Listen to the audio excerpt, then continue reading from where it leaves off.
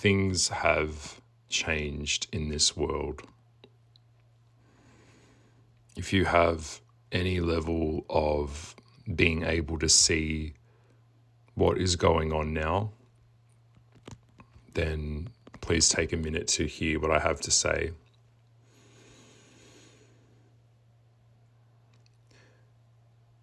When you start to really wake up, not in a performative way, not in a fake way, you will start to really see that the human experience has become so dull, robotic, and fake.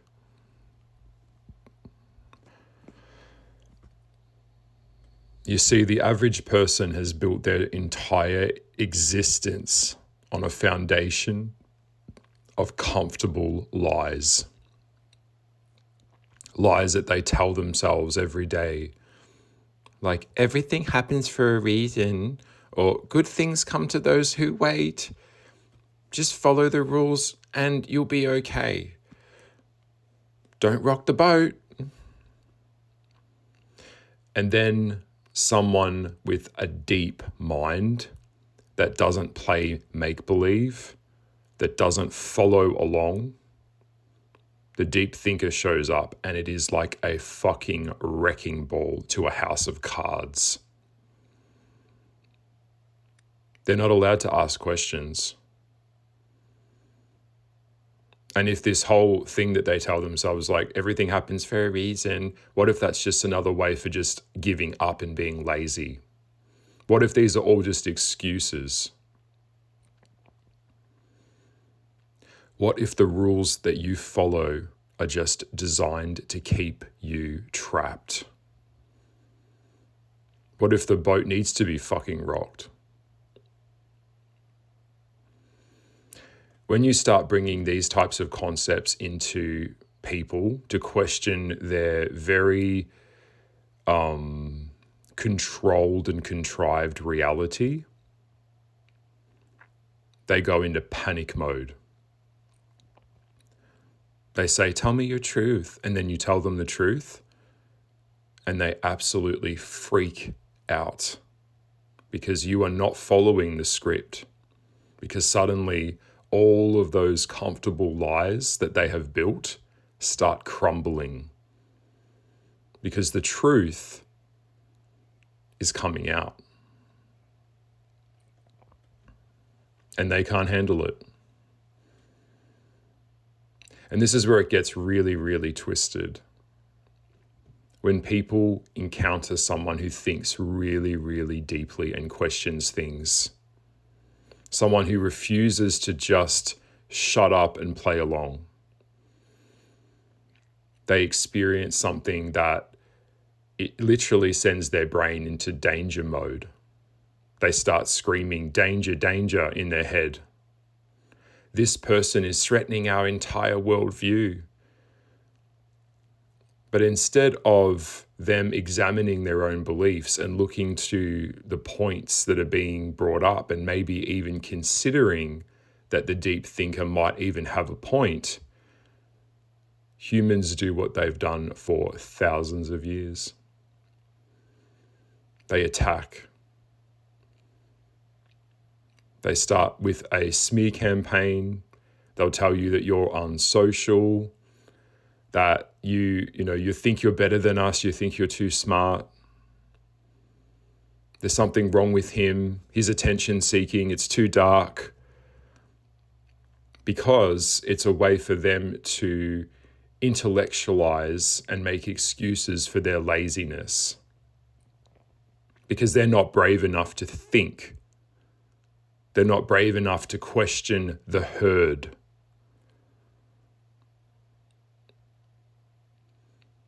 Do you want to know the real price for being a deep thinker in a shallow world, in a fake, phony world? Loneliness. And I'm not talking about like being alone on a Friday night. I'm talking about the crippling loneliness that crushes your soul. Because you know that you are operating on a level that others just can't even come close to. This isn't about ego. They usually pull that one on me a lot, like it's an ego thing. It's not an ego thing at all. They would rather talk about stupid shit and problems that they themselves have created. They don't want answers. They don't want to fix it.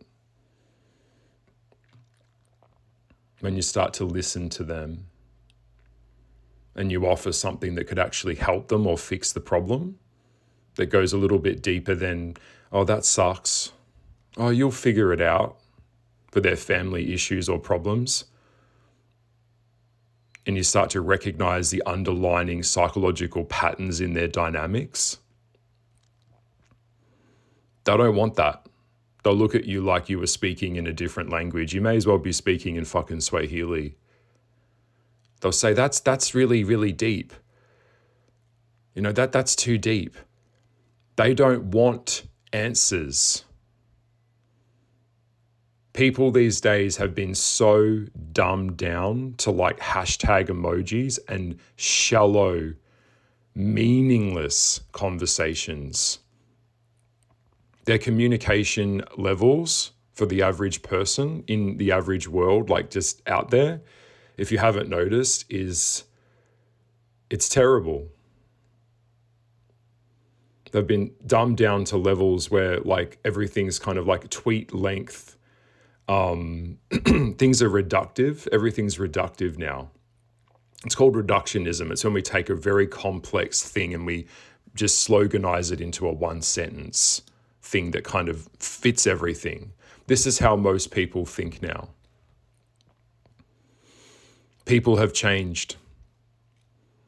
And the hard part to accept, which you're probably thinking if you're listening to my channel and listening to this video right now, we are not going back. It's like toothpaste out of a tube. There's no going back now. I know you know what I'm talking about. When we look back in history, we do see that history always repeats itself on a loop. People that have the ability to see the truth in someone's soul will be usually labeled as psychotic, or that person has madness, or they're in some level of psychosis. But the truth of it is, those deep thinkers are actually time travelers. Because throughout history, people that we now celebrate as geniuses, the philosophers, the artists, the revolutionaries, they were all considered crazy back in their day. Socrates was literally killed for asking too many questions. Yep. Nietzsche spent most of his life being mocked and completely ignored, and that's what the mainstream will do. They will completely ignore you if you challenge them. Van Gogh couldn't even sell a single painting while he was alive. People were executed for nearly saying that the earth revolves around the sun. And what did they all have in common? They saw things that were true that others didn't want to see. This is the price one pays for being a mystic, and this is the price one pays for being this way inclined. They're made out to be dangerous, and their views are harmful and violent because it threatened the status quo, because they dared to ask questions. They dared to think deeper. And then they're told that they're negative, that you see problems everywhere. But let me tell you, the deep thinking is not creating the problem. You're just pretending that they don't exist. That's the difference. It's not the person who spends their entire lifetime contemplating the purpose of existence, questioning authority, and seeking deeper meaning in things in the spiritual world. No. Let me tell you what's really fucked up. Waking up every day, same old torture every day, every day. You go to a job that you absolutely hate, staying in a meaningless relationship that literally drains your soul's essence, to follow rules that you have never questioned, to buy things that you really don't need with money that you don't have, and then you come home and you're scrolling in this endless, carefully edited, taken feeds of content of other people posting about something that is completely inconsequential, and you just watch and follow, and you don't know who you are. Because the truth of it is, as a mystic, I recognize that the deep thinkers can really understand what I'm talking about, because I know you feel it too. The system that we're born into is soul crushing. But it's normalized like it's completely the way it's always been. And if the person refuses to participate, they're called crazy. It is the ultimate gaslighting operation. Let's talk about something nobody wants to address in the modern workplace. That soul-crushing creativity machine designed to just imprison people on this kind of route of being on a hamster wheel. It just chews you up and spits you out at the end. It doesn't give a fuck about you. You're chasing a carrot that never comes.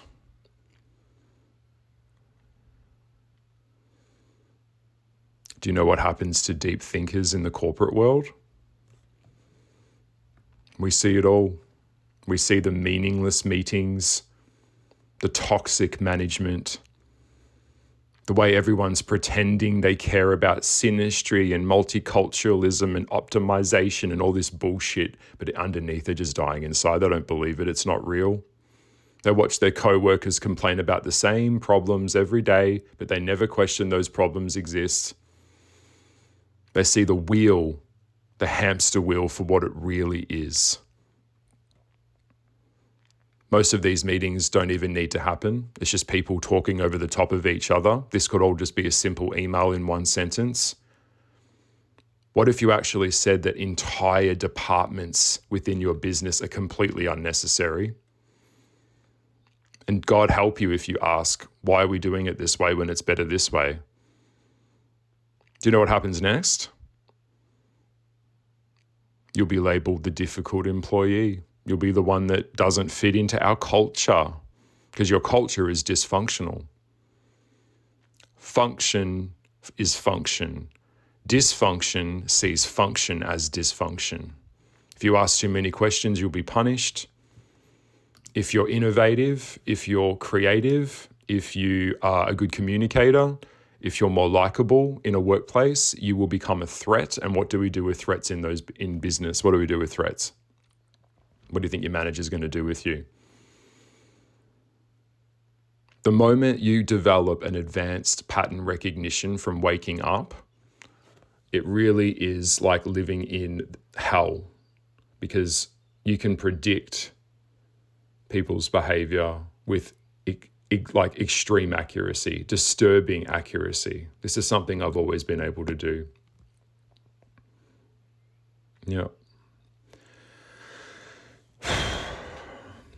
It's a superpower, and it is absolutely a curse. You can tell who's going to bail on you. You can tell the real meaning of things, where things started from. You can tell when someone's just parroting information from something else they heard. It doesn't come from them. You can sense where it came from.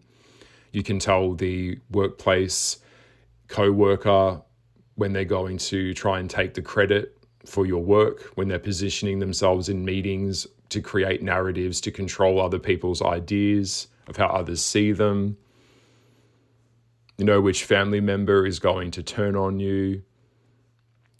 We know when someone's trying to fast track intimacy to bypass natural caution. So they're being extra nice to you to try and get you on the hook so they can love bomb you, so they can get you under their spell faster just to abandon you. You know which friend is actually secretly a frenemy and they are not really your friend. They're just pretending to support you. The backhanded little compliments, snide remarks, the subtle sabotage, the way they celebrate your failures just a little bit too much, but they're your friend. And this is the tricky part when you start to really set boundaries with people. They fucking hate that. They tell you that you're unreasonable, that you should give them more of a chance, or they play the victim card. People these days are lining up to tell you about how they've got autism, how they're on the spectrum, how my mum abused me, my teacher told me to do my homework, now I'm wearing cat ears and I'm so special, I'm damaged. And you're not, you're just lazy, you're making up excuses, you're full of shit. It's just another way for you to get attention. It's another way for you to bypass having to do the work. Don't you dare think about challenging their fucking stories. People cling onto their stories. And if you say, well, let's make a new story, that makes them very, very uncomfortable. When you stop playing along with people's illusions and you realize that they really don't care to know about your worldview, they are not really listening to you. They are just waiting for you to finish talking so they can start talking.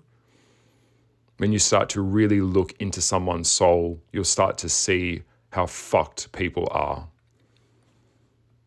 And their need for constant validation is just through comments and reactions, by likes and shares, carefully curated photos that are edited and filtered that they can put out there so people can try and validate something that isn't real. And then they wonder why nothing lasts in their life, because it isn't real. They talk about their amazing relationship while at the same time they're texting you how miserable they are. Co-workers sharing motivational quotes on their Facebook page and talk about authenticity.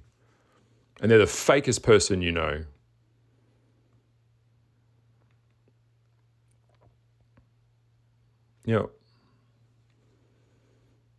The disconnect from truth with humans at this point is just staggering.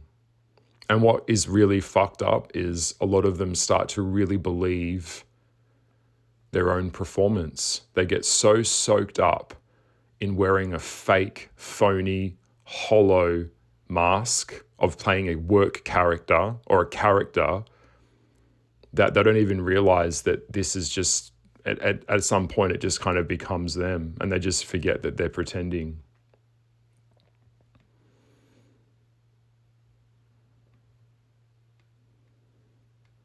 Society is just on such a nosedive at this point. It is really unbelievable. And they get very, very angry when you stop playing along. When you stop laughing at their stupid jokes and their bullshit, celebrity gossip, and their stories. When you stop pretending to be interested in their lame conversations, that raising of energy becomes very intense because it challenges their lack of authenticity. Because you're becoming a mirror that is reflecting their own performance back at them, and they hate that.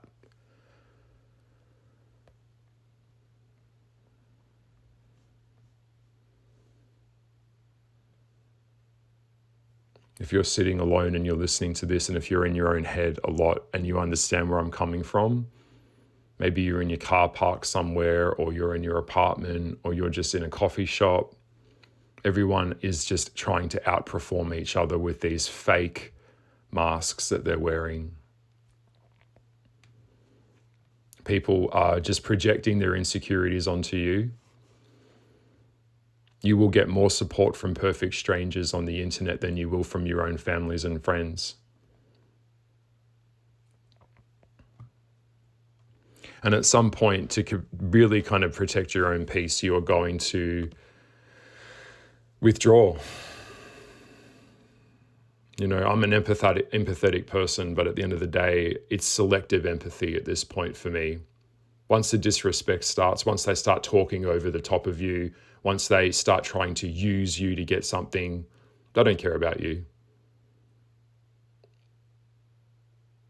You tell them the truth, and the first thing they'll do is try and deflect it onto you, trying to deflect it to get off the hook. Most people don't want the truth because they can't handle the truth. They're living in their victimhood mindset. In the modern world, that's become a superpower now. They'll come and talk to you about things with people, compliments, breakups, relationships, family. And the moment you start talking about healing and growing and moving past all of their complaints, they get very uncomfortable because your growth threatens them too. They hate when you grow. They want to keep you stuck. You have to stay in the character that they've put on you. That's your limit. You have to be available for all of their drama and all of their bullshit on the way that they want you to be.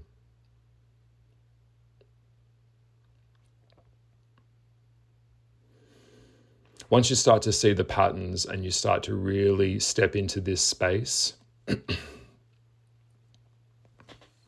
you'll understand that people aren't really capable of solving their own problems because they don't want resolution. They don't want it to get better. They're too stupid and they're too selfish to do that. When someone asks you, how are you going? They don't care. They're just running a script in their head. They're not listening for your response. They don't want the real answer. They just want a performance. When you start timing these interactions in the elevator, in the stairwell, in the kitchen, at work, at the grocery store, at the checkout, this kind of precise kind of amount of pleasant chatter is just going to go on for as long as it takes for them to scan your items and move away from that encounter. Back from the coffee machine. It's all scripted, it's all performance, it's all hollow. When someone is bragging, they're usually in a state of insecurity. When you recognize that their story about their amazing vacation is really about proving that they're living their best life, everyone's pretending to be living their best life. It's an echo chamber. We've all got friends that complain about the same problems again and again and again, and it's just a hollow echo that just goes on and on and on. And for the 100th fucking time, they don't want a solution. You've offered advice, you've listened, you've given them the truth, you've tried to help brainstorm how they could improve it. They don't want solutions. They just want an audience for their fucking drama. Your friend calls when they want something, when they need something, when they need validation, when they need something from you. And they're shocked when you don't play along too. Then they'll say, you don't respond to my texts anymore. Why didn't you respond faster? But of course, they'll just ignore you and leave you on red. It's all about them. This is where it gets really dark, not just as a mystic, but just as a person really waking up, is the more that you understand people's motives, the less you can trust anyone. Not because they're evil, because most people are too stupid to be evil. Being evil actually requires a level of intelligence. And some definitely are, but because you are starting to recognize the patterns of when the moments of when their masks start to slip. And you get to see the glimpse of who they really are behind that mask. A lot of your friends don't have your back. And every time that they do something for you, they're just keeping score. They're just putting another invisible string on you. I've had strings attached to me my whole life. Remember when I helped you? Remember when I did this for you? Let me do this for you. It's just another leverage attachment to emotionally blackmail you later so that they can get something from you. They don't want you. They want the idea of you because that's what they really want. A lot of modern day millennials or Gen Xers or whatever the fuck, what's the new one, Gen Alpha, they are usually just in love with the version of the honeymoon phase. And the moment that starts to get real and the honeymoon phase wears off, that's not part of the script. The relationship quickly collapses.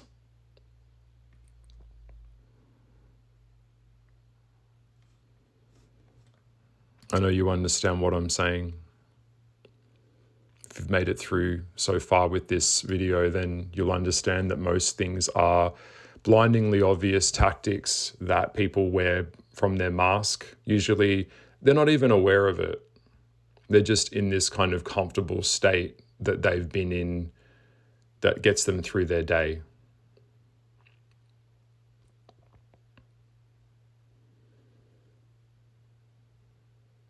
People don't really want deep connections anymore. They just want validation, and they don't love you. They just love how much you love them.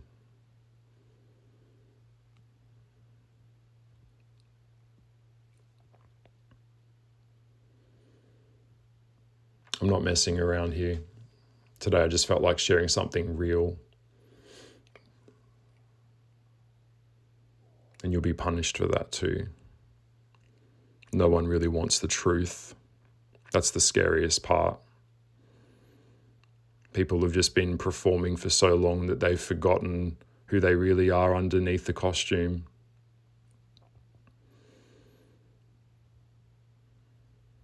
When was the last time you had a real conversation where someone really checked in with you? Even they've made up bullshit like "Are you okay" day, like a day to say, "Are you okay?" So it's just a carefully curated, scripted thing that you can say to someone. Let me explain something to you about that.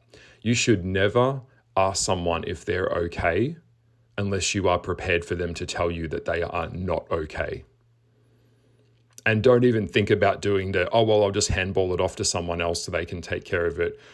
That's not help. That's not help. That's not how someone leaves someone. No.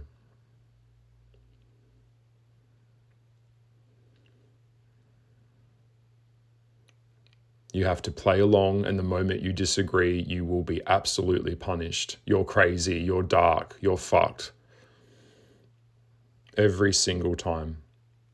People come with strings, people come with hidden agendas. I have people trying to contact me all the time, trying to use me, and when I say something that they don't agree with, that even challenges how contradictory and fucking insane they are, they get mad.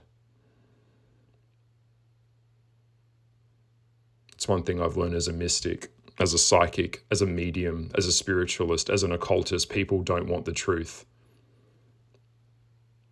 They do not want the truth. And this is going to cost them everything. Solitude has become my home. Nature has become my home. Yeah, it's hard. It's absolutely paralyzing. I'm not lonely.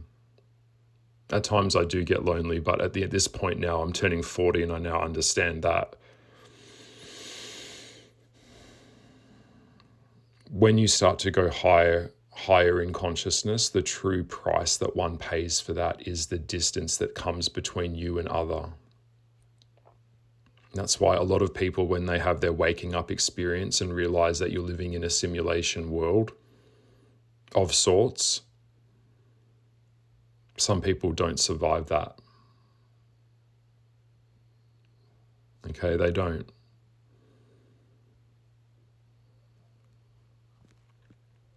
So if you wanted to know what goes on in my head, I've just shared, this is what it's like being in my head 24/7. No hoops, no tricks, no jumps, no performance, just my voice.